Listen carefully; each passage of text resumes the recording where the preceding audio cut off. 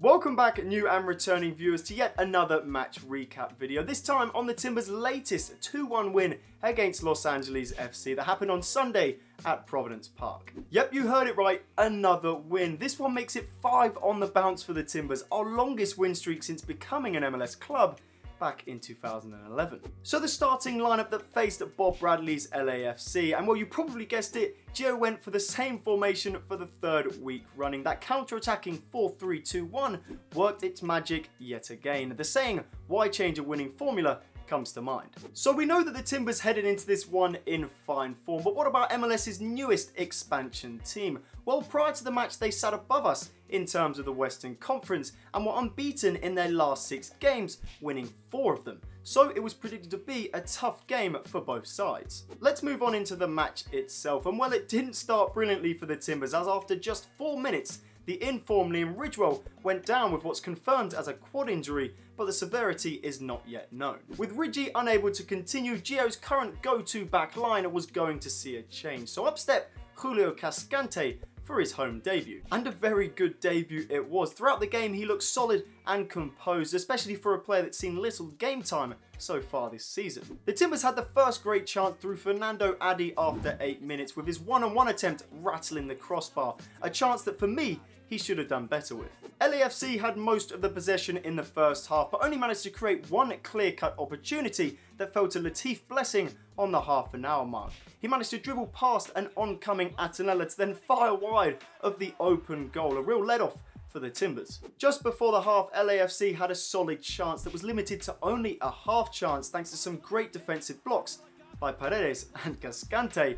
So the two teams went in at the half scoreless. On to the second half, and the Timbers started it just like the first, looking the more dangerous side, and a great chance again fell to Fernando Adi, courtesy of a brilliant pass by Diego Valeri, but his close range effort was saved superbly by Miller in between the sticks.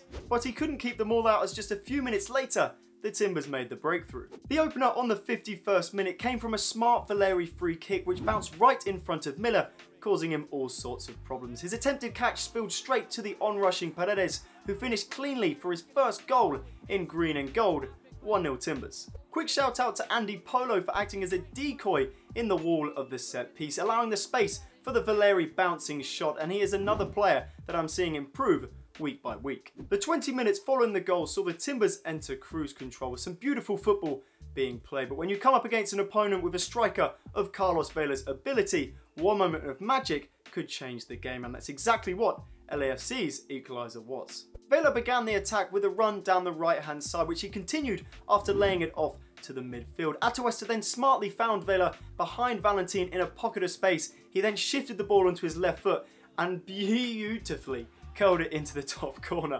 What a goal. Breaking it down, you could say that Atuesta had too much time to play the pass to Vela, but sometimes you gotta hold your hands up and say that was class, and for me, this was one of them times. Would I be saying the same thing if we drew or lost? Maybe not, but we didn't. Following the equaliser, the Timbers stayed strong and kept pushing forward, and the introduction of Armenteros for Adi with 15 minutes to go showed that the intent to go and win the game was very much there. And it was that man, Samuel Armenteros, off the bench with a thunder strike to score his first ever goal for the Timbers just 5 minutes after coming on. Saved Atanella. No follow-up. Paredes.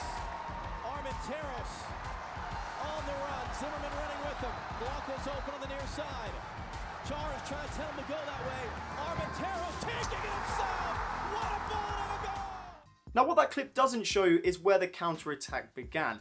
It materialised after an expected but solid save by Jeff Atanella, and as you just saw, the Timbers got men forward quickly to support Armenteros and create half a yard for him to fire home another contender for Timbers' goal of the month.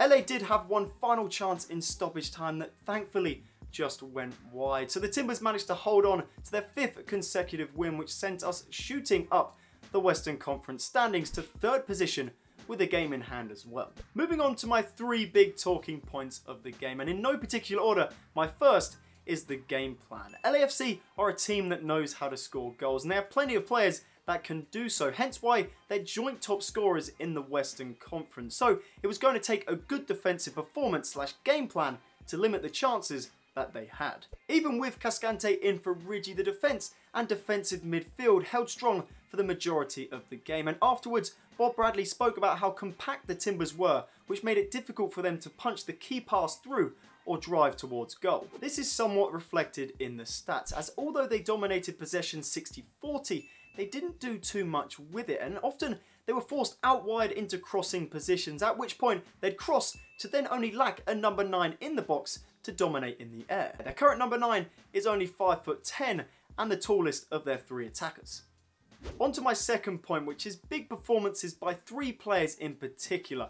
Aside from the whole team collectively playing well, these were Zarek Valentin, Diego Chara and Diego Valeri. For me, Valentin at this rate honestly deserves to keep that left back spot even when Vitas comes back. His work rate has been tremendous so far throughout the season, and his technical ability is starting to shine through. Defensively, he knows he's not the fastest, but plays smart and uses his body and brain very well. And although he doesn't get forward all too often, some of the punching passes that he did to the forwards were terrific. So yet again, well done, Valentin. As for Diego Chara, it was a textbook Chara performance and then some. He really dominated that midfield and controlled it like a boss. He really is the most undervalued player in the MLS. Of course, not by us though. This for me was one of El Capitan's best performances of this season so far. As I sat there watching the game with a mate who doesn't watch MLS all too often, he was amazed with how good Valeri was with every touch of the ball. Whether that's from him knowing his surroundings to play them one-touch passes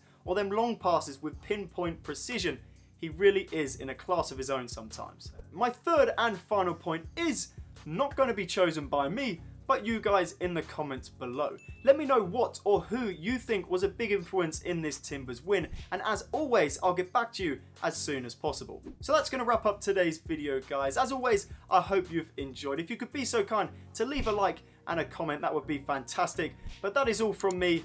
Thank you so much for watching. Have a wonderful rest of your day, and I will see you in the next one.